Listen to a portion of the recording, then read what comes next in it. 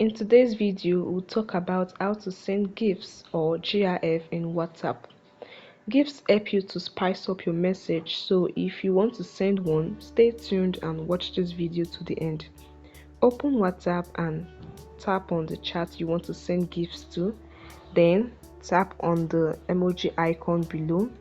You are given several menus: the emoji menu, the GIF menu, the sticker menu, and to create your sticker, select the GIF menu and select the GIF you want to send.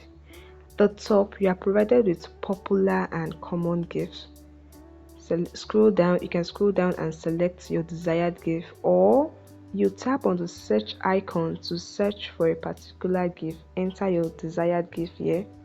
Now when you've located your GIF, tap on send, and this way you have sent GIF in WhatsApp. I hope you found this video helpful. Hit the like button, share and subscribe.